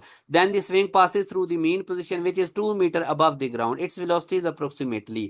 तो अब आप देखो ना, पहले वो 5 मीटर से आता है और फिर 2 मीटर के फासले पे जब होता है, तो उसने पीछे से कितना डिस्टेंस कवर करके आया? 5 में से 2 को माइनस कर दें 3। तो मैंने आपको बताया था कि जो आपकी वेलोसिटी है वो डिपेंड कर रही होती है कि पीछे से आपने कितना डिस्टेंस कवर किया है। तो 2g इंटू एच कर दें, तो यहाँ पे हमारे पास हाइट कितनी कवर करके आया था? 3 मीटर की। इनको मल्टीप्लाई करेंगे, सिंप्लीफाइड करेंगे, तो 7.6 आप लोगों के पास इसका आंसर आएगा। तो यूं डियर स्टूडेंट्स, अल्हम्दुलिल्लाह आज आप लोगों को मैंने यूनिट नंबर 3 जो है वर्क एंड एनर्जी वाला, वो एक ही लेक्चर में सारा कवर करवा दिया है, और साथ साथ मैंने पास पेपर्स के क्वेश्चंस भी करवाए हैं। डियर स्टूडेंट्स, हमारे जो यूट्यूब चैनल है इसको खुद भी सब्सक्राइब करें। अब आप लोगों की जिम्मेदारी है कि हम आप लोगों के लिए इतनी एफर्ट कर रहे हैं, तो अपने दोस्तों के साथ कॉलेजेस के ग्रुप में ज़रूर वीडियोज़ को शेयर किया करें, ताकि जो बच्चे अकेडमीज वगैरह की नहीं फीस अफोर्ड कर सकते उनके लिए हम एक चीज़ ये कर रहे हैं। और ये डियर स्टूडेंट्स, हम आप लोगों को क्वालिटी एजुकेशन दे रहे हैं। बिलीव में, अगर आप ये चीज़ें करके जाएंगे, इंशाल्लाह आप एमडी कैट के टॉपर्स बनेंगे। आगे चल के अभी हम आपको क्वेश्चंस, प्रैक्टिस क्वेश्चन शुरू करवा देंगे, एक दफ़ा हम सिलेबस आप लोगों का ख़त्म करवा लें। अब आप लोगों की जिम्मेदारी ये होती है कि खुद भी ये लेक्चर्स देखने और दोस्तों के साथ भी शेयर करने हैं। अपना ख्याल रखिएगा, दुआओं में याद रखिएगा। अल्लाह हाफिज़।